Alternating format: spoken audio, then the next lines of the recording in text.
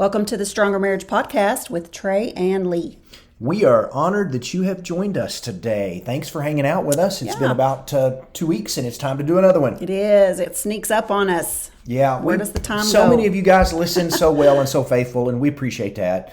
Every now and then somebody reaches out and says, it's been about 2 weeks and a couple of days. Are y'all okay? And that makes us feel good. That you're concerned, and maybe that's just your way of kind of prodding us along, which we need. We need that. Prod away. Yes.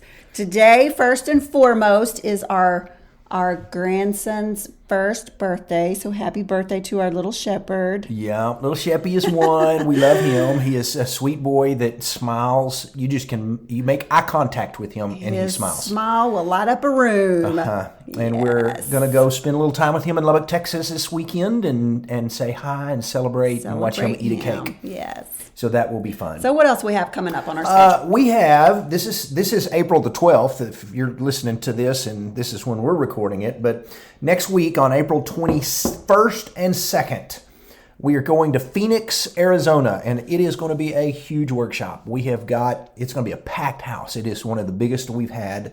And so April 21st and 2nd in Phoenix, if you're registered, come on. We're looking forward to seeing you. We have 8 or 9 states represented. We have folks flying in from California, from Hawaii, from Mississippi, from Arkansas, and then all the neighboring states are coming. Nevada, New Mexico, Texas. So it's a big crowd. Yeah. And then big workshops are fun. They are. We love big crowds. They're fun. There's a lot of energy in the room. And, that's right. And there's just, people are excited to be there, and big workshops are just a lot of fun. So if you can make it, that'd be a great one to come to. That's it. And then the next month, we're going to have a little bit smaller workshop. And you go, well, how do you know it's going to be smaller? It's a smaller venue. And so we have room for about 60 couples. We're excited about it. It is Athens, Tennessee on May 13th. And if you're sitting here going, I'd like to go to that one and I hadn't registered, you better get there because it's almost full already. Right. We just opened registration up 2 days ago and we are almost filled up for Athens, Tennessee. And one of the things about a little bit smaller workshop is there's a little more intimacy. We get to know the couples a little bit better and get to visit a little bit more, and that's a lot of fun. Yes. And then we're close enough that June 2nd and 3rd is Wimberley, Texas. So if you're Austin, San Antonio, Houston, South, Central Texas, Wimberley, Texas it's a vacation spot. It is a lot like not far from Fredericksburg, not far from New Braunfels. Cool place. We're actually going to go up a few days early and do some hiking, looking around, playing in the water. We're excited about that. Wimberley, Texas is a cool place. Come spend a weekend with us in Wimberley, Texas. And then let me throw one more out there. Our big getaway weekend will be in July the 14th and 15th in DFW, Dallas-Fort Worth area. We'll have a lot of folks that'll fly into Dallas. Hotel is not far from DFW. I think they have a shuttle. We'll have a lot of couples there. It is going to be... The cap is 100 couples. That's all we have room for, and it'll fill up pretty quick as well. More info on our website, treyandlee.com, on all of these workshops. So we're excited about it. Thank you all very much for coming. If you love our podcast, you will absolutely love our workshop. It is so good. Yeah. Looking forward to all of those. Something else that's far off, but if you are even remotely interested in going to Israel with us, that's in November. And if you want more information, reach out to us and we can send you more information on that. Yeah. And it is, just so you know, we are not speaking in Israel. It is not a workshop weekend. We're just inviting some folks that want to come hang out with us. And so we'll get about 16 days in Israel together in the Holy Lands, getting to see places that we read about in our Bible, and we're excited about that. Yes. Very excited about that. So today we're talking about how to make your marriage a priority, or how to tell if your marriage is a priority to you and your spouse. And we're going to give you 4 ways, very simple. This is going to be a very quick podcast. We'll find out by the time we're done. We'll see how wound up we get. Yeah, on how to tell if your marriage is a priority. These are 4 things that you should be doing in your marriage to show my marriage is important. And so take off with number 1. How can I tell if my marriage is a priority to us? It's in the budget. There you go. It's in the budget. The marriage is in the budget. You put weddings in the budget. You put bills in the budget. You put upcoming things in the budget. What does it mean to put the marriage in the budget? Yeah, I mean, we hear couples all the time say, well, we can't afford to go on dates, or we can't afford to pay babysitters, or we can't afford to go on those trips, or, whatever it is. It's not going to just happen if you don't budget for it, if you don't plan for it. And, just work it into your budget. I'm telling you, $5 a week. Okay, now that's not going to be a fancy trip. That's going to be maybe Day night. maybe a staycation, maybe an overnight trip somewhere, hotel and a nice meal. But $5 a week would be $260 a year. That would be enough for that. That you're not going to miss $5 a week, right? I mean, that is giving up a stop through Starbucks once a week. Yeah, I almost think if you would make some choices and just go, I'm gonna buy office coffee. It may not be as good as Starbucks or whatever I drink, but we're going to do office coffee for the next 3 months, and I won't spend $7 at Starbucks. It will not take you long to get enough to go have a date night weekend, an overnight, a nice date night, something. It needs to be in your budget. There have been times we've heard couples that will say we get change back and all the dollar bills go into a little piggy bank. If we break a 20 and we get $17 back, 15 goes in the wallet, 2 goes into the kitty. And we've heard couples say, hey, we're at a place in life, we do $5 bills that way. If it just works that lady, that the lady says, I'm sorry, all I have are fives, and you get three fives from a $20 bill back, then all 3 of those go in. And so they just kind of play a game with it, and it needs to, your marriage needs to be in your budget. Everything that's important is in your budget. Car repairs, house repairs. There is nothing more important in your life than your relationship with your spouse, and it needs to be in the budget. Yeah. You need to be budgeting. And we've done this. I think our first big trip we ever took was at our 10-year anniversary. We had some little short trips, maybe an overnight where we dropped kids off at an aunt's house. But we went to Cancun, and we saved and saved and saved and saved for that trip. We actually set up with a travel agent. You can do this. Yeah. You can book your trip, and you can pay out a trip with your travel agent. They don't charge you interest to do that. But you can pay that out. And so, so that was our first little trip that we did. And so figure out a way to get your marriage in the budget. You should be going on a date. These are minimums. You should be going on a date every 2 weeks. Twice a year, you should at least be going overnight somewhere. And then once every 2 years, you should be going for multiple nights away to spend with your spouse. Now, if you can do with more than that, by all means, do all that. But that should be a minimum of at least do that much. Yes. We have our most memorable times together, I think, when we actually get away from home, get away from all of our responsibilities, go someplace that we've never been before, and create new memories together. Those are some of our best times, and that's so important for your marriage. It builds our marriage. It gives us things to talk about, because we all the time talk about, well, which place did we like best? Do you remember when we ate at this place? And spending time together is just so healthy. Put your marriage in the budget. Give us another one. All right.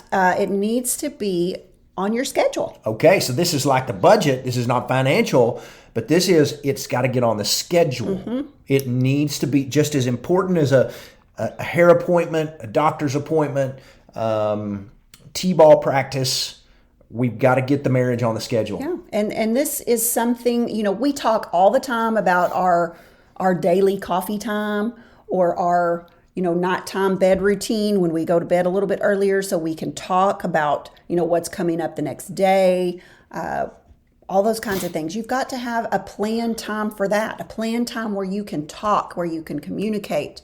Because if you don't plan for it, you're going to be that statistic that says couples only spend 4 minutes a day, in face-to-face communication, because they're too busy with jobs, with kids, with sports, with hobbies, with all of the things, life gets in the way of marriage and what's important if we're not careful to schedule it. So some things you can schedule. You can schedule date night, which means maybe you need to sit down with your spouse and say, got a second, grab your calendar and let's talk. What do we have on our schedule for Thursday week? Well, we don't have anything on there.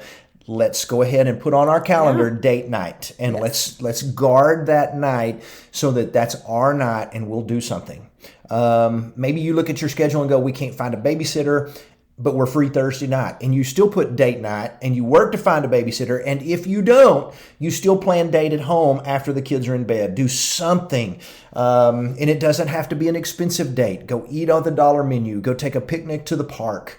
Some of our favorite dates are a drive-through pizza from Little Caesars that costs less than $10 and eating it in the pickup. How simple is that? But it's got to be on the schedule if you don't put your marriage on the schedule. And I'll throw this out there. Date night, we have some friends. We've probably told you about them. We won't mention their name because they listen to the podcast. But they schedule every Sunday night intimacy time together. It is just what they've done since they've been married. That just means Sunday nights is their night. We're going to turn the TV off. We're turning the phone off, and we are going to just have some time of intimacy together. And they go to bed. Doesn't matter if they have already been sexually intimate 4 times that week or 1 time that week or no times that week. They know Sunday's coming. That's our night. And I guarantee you, they've got an amazing marriage. I love hanging out with them because you can see the love oozing off of them because they are intentional about putting their marriage on the schedule. Yeah. Yes, that's good.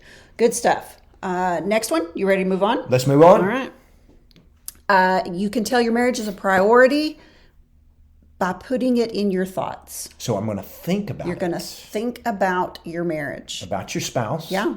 Think about what they do for you. I'm going to think about how good my spouse is to me, all the things they do for me. It's easy to back burner my marriage and just not give it a lot of thought, but I'm going to think about what could I do for my spouse. Maybe I hit the floor in the mornings going, all right, what's 1 or 2 things to do today that I could do that would bless my spouse? And maybe that's, I've got a little free time. I'm going to swing by their office and I'm going to drop off their favorite drink without telling them I'm even coming. Maybe that's going, I know that it's her turn to unload the dishwasher, but I think I'll get up and do it in the morning. Find a couple of ways, put your marriage and your spouse in your thoughts to think of ways in order for you, what can I do that will bless my spouse today? Yeah. And this can be also something as simple as just a text in the middle of the afternoon while y'all are both at work and you're busy, but you just send a text that says, I'm thinking about you. Can't wait to see you in a couple of hours. Something else that we do all the time that I know y'all do as well is if we run across something funny on, social media, a funny meme, whatever it is, we're constantly sending each other stuff that makes us think of the other person or that, they're going to get a kick out of this. Whatever it is, a recipe, something that we both think, we think, oh, let's try cooking this together. But we share things like that all the time. And that is a way to keep, that's just a simple way to keep your marriage in your thoughts. Are you even married if you're not sharing memes? If you're not sharing, I don't know. Or if you're not tagging one another on Instagram or something where you're going, did you see this? Are you even married? Yeah. So those are great ideas. Yes. And we need to be better at doing things like that all the time. Keep your marriage, keep your spouse in your thoughts. Yeah. And then the 4th way to do this is to keep your marriage in your prayers. That definitely says that your marriage is a priority when you are praying for your marriage, praying for your spouse, praying with each other. Mm-hmm. Some things you should be praying about every day is, Lord, bless my marriage. You should be saying, Lord, protect my marriage. Lord, bless my spouse. Those are things that you should be praying about every day. And then, as Lee mentioned a second ago, maybe one of the greatest marriage hacks ever is praying together with your spouse. Because statistically, it has been proven over and over and over that the divorce rate drops to under 5% for couples who pray together. And about 1% for couples who do it daily. And so, sometimes people will on our social media go, why'd you add praying with your spouse in there as a way to strengthen your marriage? And we're like, because if you follow the tips and the statistics, praying together is obviously very healthy for your marriage. Yeah, I mean, that's just a almost fail safe right there. Yeah, marriage if you hack. are praying together every day. And that doesn't mean you have to sit down and have a 30-minute prayer session. That just means, you're going to take each other's hand. You don't even have to hold hands. But maybe before you walk out the door in the morning to go to work, maybe it's at night before you close your eyes to go to bed. Maybe it's at the dinner table. But whatever it is, it's just a time where you're connecting and you're praying together as a couple. That is important. It is important. That is important. Do that. Pray for your Yes. spouse. If I'm praying for my spouse, if I'm thinking about my spouse in ways I can bless my marriage, if it's on my schedule, if I can look down there and go, we've got stuff coming up that deals with just us to do together. If our marriage is in the budget, our marriage is a priority. Mm-hmm. That's and it's true. going to be a blessing. Those are 4 ways to tell if your marriage is a priority. That's true. And in every single one of these, we alluded to this, every single one of these is going to take intentionality. Mm-hmm. If you really want to make this a priority, to make your marriage a priority, it takes intentionality, because we know healthy marriages don't happen by accident. You don't just have a healthy marriage by not putting in any work. And when you're intentional about something, it means you have a clear purpose, so that, it just says, hey, I'm going to make my marriage the best I can. And so it's going to take focused action every day towards achieving those things that matter. That may be focused action on being careful with your spending so that you can have a nice getaway. That may be focused attention on your schedule and making sure you're not packing it so full so that you don't have time to go on a date ever. That may be, you're going to guard your thoughts. You're going to make sure that, you're giving some room there to think about your spouse and your marriage. And then for prayer, you've got focused action there. Mm-hmm. Time management is huge when it comes to intentionality. You have to be deliberate with your day. And honestly, this is going to sound a little simple, but it's real. You make time for anything that's important to you. Absolutely. The things in your life that you are doing are important to you. Obviously, this is going to sound bad. If you've got no time for your marriage is obviously not very important to you. Yeah, because that's true. You make time for the things that you want to do. If I want to get up and go to the gym, sometimes I wake up extra early while everybody's asleep. If I Yes. want quiet time in the morning, I get up before everybody else gets up. It costs me a little bit of sleep, but if that's because that's important to me. And so if your marriage is important to you, you will figure out a way to find time. Yeah. When you have direction and purpose, you know where to invest your time and attention. But without intentional focus for your day, it's easy to waste time on non-important activities. And we're all guilty of that. I mean, sometimes what we talked the last time we did a podcast was on social media. And Yes, it sometimes was. we have a hard time controlling the scroll, and time can get away from us. I am so guilty of that. I think I'm just going to pick up my phone. I'm going to check my notifications, see if there's anybody I need to answer. And the next thing I know, I've been scrolling for 30 minutes. Waste of time because I wasn't intentional Unless about you it. sent me a meme. Unless I was sending you memes. That's it. Exactly. That's it. Exactly.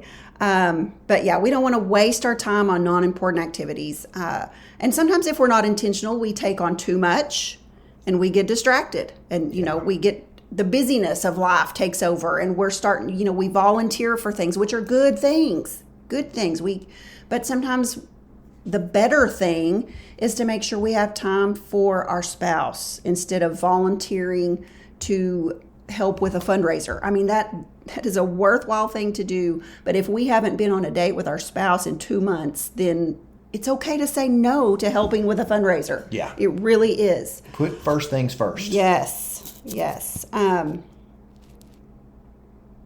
What else you want to say? Sometimes we feel like we are just in survival mode. But being intentional and purposeful and deliberate, it helps you become more present in every single moment. That's it. to make your marriage a priority. And that's what we want. You are so wise. You had good words right there. Well, thank you. You're welcome. Wait, now I just need to practice what I preach, right? Yeah, I'm not going to say that. You did a good job on that. How can I tell my marriage is a priority? It's in the budget, it's in the schedule, it's in my thoughts, and it's in my prayers. We appreciate our friend over at Awesome Marriages, Dr. Kim. He actually was the one that had shared this on his page the other day. Just a little blurb, and I thought, hey, we can run with that and make a podcast episode out of that. Good stuff. Yes. Kim Kimberling. Yep, that's it. He is if you don't follow Awesome Marriages, they're on every platform. Dr. Kim Kimberling is a fantastic follow. He inspires us, we don't just follow him on our marriage page, our personal pages. I follow him because he's that good. He challenges me every day as a husband to step up and be that man who leads his family and leads his wife and is a good husband. Yes. We need those people in our lives. Thank you, Dr. so. Kim. Yes. Yeah. All right. That's it. We're done. That was short See and y'all sweet. in a couple of weeks. Y'all have a blessed time. Hopefully we'll see y'all soon in the workshop. Yes. Bye-bye. Bye.